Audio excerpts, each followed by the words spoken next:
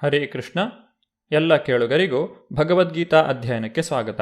ಭಗವದ್ಗೀತೆಯ 18ನೇ ಅಧ್ಯಾಯದಲ್ಲಿ ಭಗವಾನ್ ಶ್ರೀಕೃಷ್ಣನು ಸಮಸ್ತ ಭಗವದ್ಗೀತೆಯ ಸಾರಾಂಶವನ್ನು ನೀಡುತ್ತಿದ್ದಾನೆ.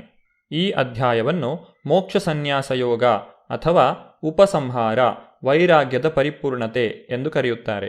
ಒಬ್ಬ ಜೀವಿಯು ಐಹಿಕ ಪ್ರಕೃತಿಯ 3 ಗುಣಗಳಲ್ಲಿ ಯಾವ ರೀತಿ ಸಿಕ್ಕಿಕೊಂಡಿದ್ದಾನೆ ಎಂಬುದನ್ನು ನಾವು ಕಳೆದ ಸಂಚಿಕೆಯಲ್ಲಿ ನೋಡಿದ್ದೇವೆ. ಐಹಿಕ ಪ್ರಪಂಚದಲ್ಲಿ ಜನ್ಮ ತಳೆದಿರುವಂತಹ ಪ್ರತಿಯೊಂದು ಜೀವಿಯೂ ಈ 3 ಗುಣಗಳ ಅಧೀನನಾಗಿಯೇ ಇರುತ್ತಾನೆ. ಆದ್ದರಿಂದಲೇ 3 ಗುಣಗಳಿಗೆ ಅನುಗುಣವಾಗಿ ವರ್ಣಾಶ್ರಮ ಧರ್ಮವನ್ನು ರಚಿಸಲಾಗಿದೆ. ಈ ವರ್ಣಾಶ್ರಮ ಧರ್ಮದ ಮೂಲ ಉದ್ದೇಶ ಭಗವಂತನ ಭಕ್ತಿಯನ್ನು ಸಾಧಿಸುವುದು. ವರ್ಣಾಶ್ರಮ ಧರ್ಮವು ವ್ಯಕ್ತಿಯ ಶುದ್ಧತೆಗೆ ಹೇಗೆ ಕಾರಣವಾಗುತ್ತದೆ ಎಂಬುದನ್ನು ನಾವು ಇಂದಿನ ಸಂಚಿಕೆಯಲ್ಲಿ ನೋಡೋಣ. ಬ್ರಾಹ್ಮಣ ಕ್ಷತ್ರಿಯ ವಿಷಾಂ ಶೂದ್ರಾಣಾಂ ಚ ಪರಂತಪ ಕರ್ಮಾಣಿ ಪ್ರವಿಭಕ್ತಾನಿ ಸ್ವಭಾವ ಪ್ರಭವೈರ್ಗುಣೈ. ಅನುವಾದ: ಶತ್ರುಗಳನ್ನು ಗೆಲ್ಲುವ ಅರ್ಜುನನೇ, ಬ್ರಾಹ್ಮಣರು, ಕ್ಷತ್ರಿಯರು, ವೈಶ್ಯರು ಮತ್ತು ಶೂದ್ರರು ಐಹಿಕ ಗುಣಗಳಿಗೆ ಅನುಗುಣವಾಗಿ ತಮ್ಮ ಸ್ವಂತ ಸ್ವಭಾವದಿಂದ ಹುಟ್ಟಿದ ಗುಣಗಳಿಂದಾಗಿ ಬೇರೆ ಬೇರೆಯಾಗಿರುತ್ತಾರೆ. ಭಗವಂತನು ಇಲ್ಲಿ ಮೊದಲಿಗೆ ಬ್ರಾಹ್ಮಣನ ಗುಣಗಳನ್ನು ವಿವರಿಸುತ್ತಿದ್ದಾನೆ. ಶಮೋದಮಸ್ತಪ ಶೌಚಂ ಶಾಂತಿರಾರ್ಜವಮೇವ ಚ ಜ್ಞಾನಂ ವಿಜ್ಞಾನಮಾಸ್ತಿಕ್ಯಂ ಬ್ರಹ್ಮಕರ್ಮ ಸ್ವಭಾವಜಂ. ಅನುವಾದ: ಶಾಂತಿ ಸ್ವಭಾವ, ಆತ್ಮ ಸಂಯಮ, ತಪಸ್ಸು, ಸಹನೆ, ಪ್ರಾಮಾಣಿಕತೆ, ಜ್ಞಾನ, ವಿವೇಕ ಮತ್ತು ಆಸ್ತಿಕ ಈ ಸಹಜ ಗುಣಗಳಿಂದ ಬ್ರಾಹ್ಮಣರು ಕರ್ಮವನ್ನು ಮಾಡುತ್ತಾರೆ. ಕ್ಷತ್ರಿಯರು ಯಾವ ರೀತಿಯಾಗಿ ಕೆಲಸ ಮಾಡುತ್ತಾರೆಂದರೆ ಶೌರ್ಯಂ ತೇಜೋ ಧೃತಿ ದಾಕ್ಷ್ಯಂ ಯುದ್ಧೇ ಚ ಅಪಲಾಯನಂ ದಾನಮೀಶ್ವರ ಭಾವಶ್ಚ ಕ್ಷಾತ್ರಂ ಕರ್ಮ ಸ್ವಭಾವಜಂ. ಅನುವಾದ: ಶೌರ್ಯ, ತೇಜಸ್ಸು, ದೃಢ ಸಂಕಲ್ಪ, ದಕ್ಷತೆ, ಯುದ್ಧದಲ್ಲಿ ಧೈರ್ಯ, ಔದಾರ್ಯ ಮತ್ತು ನಾಯಕತ್ವ ಇವು ಕ್ಷತ್ರಿಯರಿಗೆ ಕೆಲಸ ಮಾಡಲು ಸಹಜ ಗುಣಗಳು. ಕೃಷಿ ಗೋರಕ್ಷ್ಯ ವಾಣಿಜ್ಯಂ ವೈಶ್ಯಕರ್ಮ ಸ್ವಭಾವಜಂ ಪರಿಚರ್ಯಾತ್ಮಕಂ ಕರ್ಮ ಶೂದ್ರಸ್ಯಾಪಿ ಸ್ವಭಾವಜಂ. ಅನುವಾದ: ಕೃಷಿ, ಗೋರಕ್ಷಣೆ ಮತ್ತು ವಾಣಿಜ್ಯ ಇವು ವೈಶ್ಯರಿಗೆ ಸಹಜವಾದ ಕೆಲಸ. ಶ್ರಮ ಮತ್ತು ಇತರರ ಸೇವೆ ಇವು ಶೂದ್ರರಿಗೆ ಸಹಜವಾದದ್ದು. ಒಬ್ಬ ವ್ಯಕ್ತಿಯು ತಾನು ಯಾವ ರೀತಿಯಾದಂತಹ ಕೆಲಸವನ್ನು ಮಾಡುತ್ತಿದ್ದಾನೆ ಮತ್ತು ಯಾವ ರೀತಿಯಾದಂತಹ ಗುಣಗಳನ್ನು ಬೆಳೆಸಿಕೊಂಡಿದ್ದಾನೆ ಎಂಬುದರ ಆಧಾರದ ಮೇಲೆ ಆತನನ್ನು ಬ್ರಾಹ್ಮಣ, ಕ್ಷತ್ರಿಯ, ವೈಶ್ಯ ಅಥವಾ ಶೂದ್ರ ಎಂದು ವಿಭಾಗಿಸಲಾಗುತ್ತದೆ. ಯಾವ ವ್ಯಕ್ತಿಯು ಸತ್ವಗುಣದಲ್ಲಿ ಕೆಲಸ ಮಾಡುತ್ತಾನೋ, ಸತ್ವಗುಣದ ಸ್ವಭಾವವನ್ನು ಹೊಂದಿರುತ್ತಾನೋ ಆತನನ್ನು ಬ್ರಾಹ್ಮಣ ಎಂದು ಕರೆಯುತ್ತಾರೆ. ಯಾವ ವ್ಯಕ್ತಿಯು ರಜೋಗುಣವನ್ನು ಪ್ರಮುಖವಾಗಿ ಬೆಳೆಸಿಕೊಂಡಿರುತ್ತಾನೋ, ರಜೋಗುಣದಲ್ಲಿ ಕೆಲಸ ಮಾಡುತ್ತಿರುತ್ತಾನೋ ಅಂತಹ ವ್ಯಕ್ತಿಯನ್ನು ಕ್ಷತ್ರಿಯ ಎಂದು ಕರೆಯುತ್ತಾರೆ. ಯಾವ ವ್ಯಕ್ತಿಯು ರಜೋಗುಣ ಮತ್ತು ತಮೋಗುಣಗಳ ಮಿಶ್ರಣದ ಸ್ವಭಾವವನ್ನು ಹೊಂದಿರುತ್ತಾನೋ ಅಂತಹ ವ್ಯಕ್ತಿಯನ್ನು ವೈಶ್ಯ ಎಂದು ವಿಭಾಗಿಸಲಾಗುತ್ತದೆ.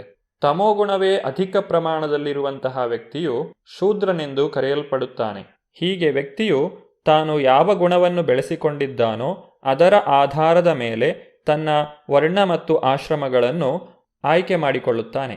ಈ ರೀತಿಯಾಗಿ ವ್ಯಕ್ತಿಯು ತನ್ನ ವರ್ಣ ಮತ್ತು ಆಶ್ರಮವನ್ನು ಆಯ್ಕೆ ಮಾಡಿಕೊಂಡ ನಂತರ ತನ್ನ ಕರ್ತವ್ಯವನ್ನು ಮಾಡುವುದರ ಮಹತ್ವದ ಕುರಿತಾಗಿ ಭಗವಂತನು ಇಲ್ಲಿ ತಿಳಿಸಿಕೊಡುತ್ತಿದ್ದಾನೆ. ಪ್ರತಿಯೊಬ್ಬ ವ್ಯಕ್ತಿಯು ತನ್ನ ವರ್ಣಾಶ್ರಮಕ್ಕೆ ಅನುಗುಣವಾಗಿ ತನ್ನ ಕರ್ತವ್ಯವನ್ನು ಮಾಡಲೇಬೇಕು. ಈ ಕರ್ತವ್ಯದ ಪರಿಪಾಲನೆಯೇ ಆತನಿಗೆ ಪರಿಪೂರ್ಣತೆಯನ್ನು ತಂದುಕೊಡುತ್ತದೆ. ಸ್ವೇ ಸ್ವೇ ಕರ್ಮಣ್ಯಭಿರತಃ ಸಂಸಿದ್ಧಿಂ ಲಭತೆ ನರಃ ಸ್ವಕರ್ಮ ನಿರತಾ ಸಿದ್ಧಿಂ ಯಥಾ ವಿಂದತಿ ತಚ್ಛೃಣು. ಅನುವಾದ: ತನ್ನ ಕರ್ಮದ ಗುಣಗಳನ್ನು ಅನುಸರಿಸಿ ಪ್ರತಿಯೊಬ್ಬ ಮನುಷ್ಯನು ಪರಿಪೂರ್ಣನಾಗಬಹುದು. ಇದನ್ನು ಹೇಗೆ ಮಾಡಬಹುದು ಎನ್ನುವುದನ್ನು ತಿಳಿಸುತ್ತೇನೆ, ಕೇಳು. ಯಥಾ ಪ್ರವೃತ್ತಿರ್ಭೂತಾನಾಂ ಯೇನ ಸರ್ವಮಿದಂ ತತಂ ಸ್ವಕರ್ಮಣಾ ತಮಭ್ಯರ್ಚ್ಯ ಸಿದ್ಧಿಂ ವಿಂದತಿ ಮಾನವಃ. ಅನುವಾದ: ಪ್ರಭುವು ಸರ್ವಜೀವಿಗಳ ಮೂಲ ಮತ್ತು ಸರ್ವವ್ಯಾಪಿ. ಅವನನ್ನು ಪೂಜಿಸುವುದರಿಂದ ಮತ್ತು ತನ್ನ ಕರ್ಮವನ್ನು ಮಾಡುವುದರಿಂದ ಮನುಷ್ಯನು ಸಿದ್ಧಿಯನ್ನು ಪಡೆಯಬಹುದು.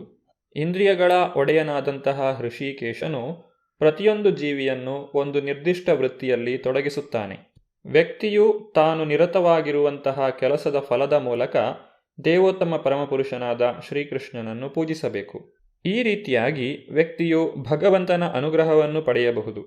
ಆತನಿಗೆ ಎಲ್ಲದರ ಅರಿವೂ ಉಂಟಾಗುತ್ತದೆ. ಈ ಮೂಲಕ ಬದುಕಿನ ಪರಿಪೂರ್ಣತೆಯನ್ನು ಸಾಧಿಸಬಹುದು.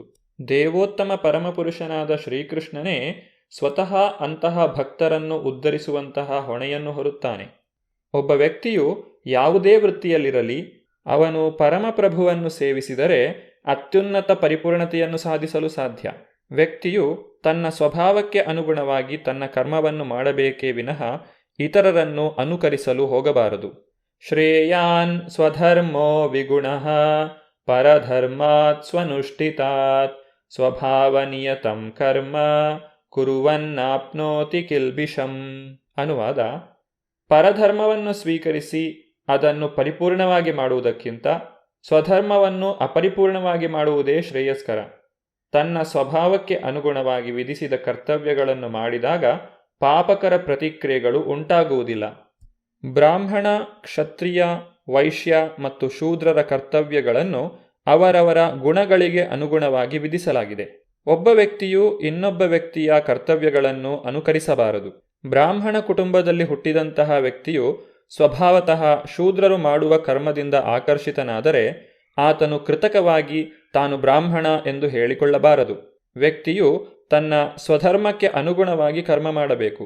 ಭಗವಂತನ ಸೇವೆಯಲ್ಲಿ ಮಾಡುವ ಯಾವ ಕೆಲಸವೂ ಕೀಳಲ್ಲ.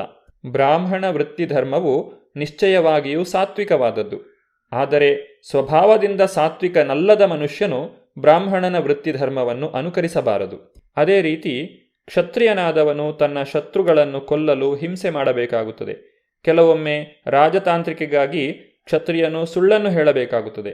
ಇಂತಹ ಹಿಂಸೆ ಮತ್ತು ಕಪಟಗಳು ರಾಜಕೀಯ ವ್ಯವಹಾರಗಳೊಂದಿಗೆ ಹೋಗುತ್ತದೆ. ಆದರೆ ಕ್ಷತ್ರಿಯನು ತನ್ನ ವೃತ್ತಿಧರ್ಮವನ್ನು ಬಿಟ್ಟು ಬ್ರಾಹ್ಮಣನ ಕರ್ತವ್ಯಗಳನ್ನು ಮಾಡಲು ಪ್ರಯತ್ನಿಸಬಾರದು.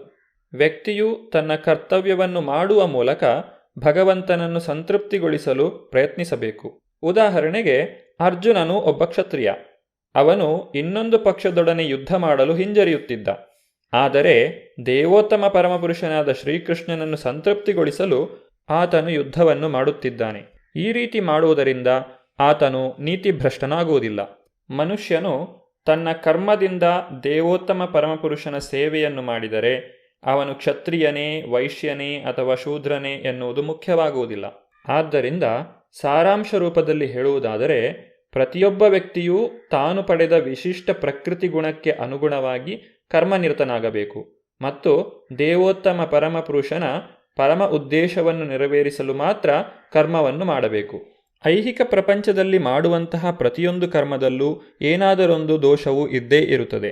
ಹಾಗಾಗಿ ನಾವು ಇನ್ನೊಬ್ಬರ ಕರ್ತವ್ಯವನ್ನು ಅನುಕರಿಸಿದರೂ ಅಲ್ಲಿ ಸಂಪೂರ್ಣವಾಗಿ ದೋಷವನ್ನು ಕಳೆದುಕೊಳ್ಳಲು ಸಾಧ್ಯವಿಲ್ಲ. ಇದನ್ನು ಭಗವಾನ್ ಶ್ರೀಕೃಷ್ಣನು ಈ ಮುಂದಿನ ಶ್ಲೋಕದಲ್ಲಿ ಸ್ಪಷ್ಟಪಡಿಸುತ್ತಿದ್ದಾನೆ. ಸಹಜಂ ಕರ್ಮ ಕೌಂತೇಯ ಸದೋಷಮಪಿ ನ ತ್ಯಜೇತ್ ಸರ್ವಾರಂಭಾ ಹಿ ದೋಷೇಣ ಧೂಮೇನಾಗ್ನಿರಿವಾವೃತ. ಅನುವಾದ: ಅಗ್ನಿಯು ಹೊಗೆಯಿಂದ ಆವೃತವಾದಂತೆ ಪ್ರತಿಯೊಂದು ಪ್ರಯತ್ನವೂ ಯಾವುದಾದರೂ ದೋಷದಿಂದ ಆವೃತವಾಗಿರುತ್ತದೆ. ಕುಂತಿಯ ಮಗನಾದ ಅರ್ಜುನನೇ, ಮನುಷ್ಯನ ಸ್ವಧರ್ಮದಿಂದ ಬರುವ ಕರ್ಮವು ದೋಷದಿಂದ ಕೂಡಿದ್ದರೂ ಅದನ್ನು ಬಿಡಬಾರದು. ಭೌತಿಕ ಪ್ರಪಂಚದಲ್ಲಿ ಜೀವನವನ್ನು ನಡೆಸುವಾಗ ನಮ್ಮ ಎಲ್ಲ ಕರ್ಮಕ್ಕೂ ಐಹಿಕ ಪ್ರಕೃತಿಯ ಗುಣಗಳ ಕಲ್ಮಶವು ಅಂಟಿಕೊಂಡಿರುತ್ತದೆ. ಇಂತಹ ದೋಷಗಳು ಇದ್ದರೂ ಮನುಷ್ಯನು ತನಗೆ ವಿಧಿಸಿದ ಕರ್ತವ್ಯಗಳನ್ನು ಮಾಡಿಕೊಂಡು ಹೋಗಬೇಕು. ಏಕೆಂದರೆ ಅವನ ಸ್ವಭಾವದಿಂದಲೇ ಅವು ಹುಟ್ಟಿವೆ. ಭಗವಂತನು ಇಲ್ಲಿ ಒಂದು ಉದಾಹರಣೆಯ ಜೊತೆಗೆ ಇದನ್ನು ವಿವರಿಸುತ್ತಿದ್ದಾನೆ. ಅಗ್ನಿಯು ಪರಿಶುದ್ಧವಾದದ್ದು. ಆದರೂ ಅಗ್ನಿಯು ಉರಿಯುವಾಗ ಅದರ ಜೊತೆಗೆ ಹೊಗೆಯೂ ಬರುತ್ತದೆ. ಹೊಗೆಯು ಅಗ್ನಿಯನ್ನು ಅಶುದ್ಧಗೊಳಿಸಲು ಸಾಧ್ಯವಿಲ್ಲ.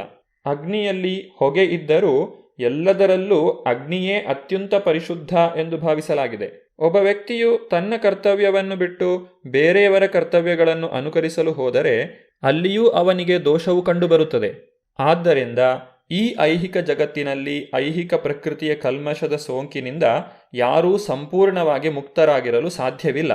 ಕೃಷ್ಣ ಪ್ರಜ್ಞೆಯಲ್ಲಿ ತನ್ನ ಕರ್ತವ್ಯವನ್ನು ಮಾಡಿ ಭಗವಂತನ ಸೇವೆ ಮಾಡಲು ಸಂಕಲ್ಪ ಮಾಡಬೇಕು. ಇದರಿಂದ ವ್ಯಕ್ತಿಯು ಪರಿಪೂರ್ಣತೆಯನ್ನು ಮುಟ್ಟಲು ಸಾಧ್ಯ. ಭಗವಂತನಿಗೆ ತೃಪ್ತಿಯಾಗುವಂತೆ ಯಾವುದಾದರೂ ಒಂದು ವೃತ್ತಿಯನ್ನು ಅನುಸರಿಸಿದಾಗ ಆ ವೃತ್ತಿಯಲ್ಲಿನ ಎಲ್ಲ ದೋಷಗಳು ಪರಿಶುದ್ಧವಾಗುತ್ತವೆ. ಕರ್ಮಫಲವು ಭಕ್ತಿ ಸೇವೆಯ ಸಂಬಂಧದಿಂದ ಪರಿಶುದ್ಧವಾದಾಗ ಮನುಷ್ಯನು ತನ್ನೊಳಗಿನ ಆತ್ಮವನ್ನು ಕಾಣುವುದರಲ್ಲಿ ಪರಿಪೂರ್ಣನಾಗುತ್ತಾನೆ. ಇದನ್ನೇ ಆತ್ಮಸಾಕ್ಷಾತ್ಕಾರ ಎಂದು ಕರೆಯುತ್ತಾರೆ. ಆತ್ಮಸಾಕ್ಷಾತ್ಕಾರದಲ್ಲಿ ಮೊದಲನೆಯ ಹೆಜ್ಜೆ ಬ್ರಹ್ಮನ್ ಸಾಕ್ಷಾತ್ಕಾರ. ಬ್ರಹ್ಮನ್ ಸಾಕ್ಷಾತ್ಕಾರದ ಕುರಿತಾಗಿ ಭಗವಂತನು ಏನು ಹೇಳುತ್ತಾನೆ ಎಂಬುದನ್ನು ನಾವು ಮುಂದಿನ ಸಂಚಿಕೆಯಲ್ಲಿ ನೋಡೋಣ. ಧನ್ಯವಾದಗಳು. ಹರೇ ಕೃಷ್ಣ.